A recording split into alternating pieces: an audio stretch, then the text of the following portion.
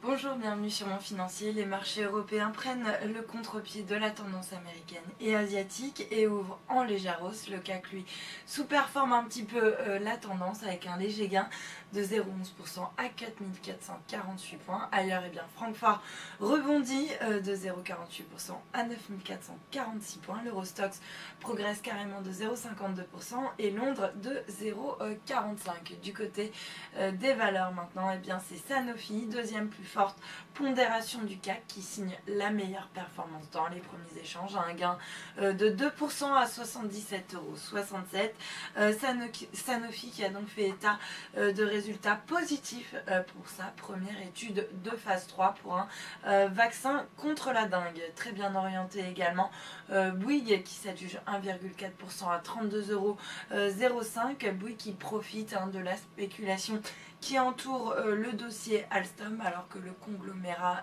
détient 29% des parts dans Alstom. Alstom qui reste de son côté suspendu de cotation et au moins jusqu'au 30 avril. Alors le groupe qui souhaitait vendre ses activités dans l'énergie à General Electric fait également face à une autre proposition concurrente, celle de l'allemand Siemens. Alors Alstom a fait savoir qu'il poursuivait et qu'il allait approfondir sa réflexion stratégique et qu'il va donc informer le marché d'ici le 30 avril. En attendant, les négociations promettent d'être tendues. À noter également Gemalto qui a été choisi par Red Hat. Alors Red Hat, c'est le premier fournisseur de solutions logicielles pour mettre en place un système de sécurité numérique qui va donc permettre un accès à distance sécurisé aux employés de Red Hat. Le titre Gemalto qui va donc fournir cette solution à l'américain gagne 1,32% à 80 €. Et puis Lanterne Rouge en revanche,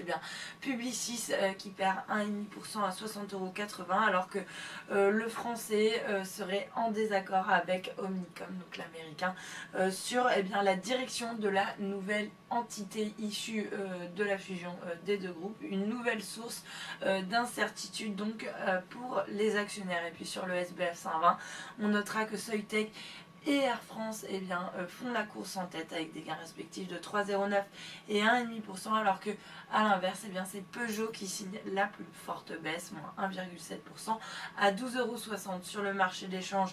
L'euro lui grappille 0,18% face au dollar, on est autour des 1,3860. Il est également bien orienté par rapport au yen, autour des 141,62 yens. Et puis à noter que le billet vert avance lui symboliquement par rapport à la devise japonaise, on est autour des 102,20 yens. Et puis pour terminer, l'once d'or qui profite de l'escalade des tensions géopolitiques entre l'Ukraine et la Russie et qui s'installe confortablement au-dessus des 1300 $, à 1303 $ l'once. Voilà pour l'ouverture, restez avec nous, très bonne journée.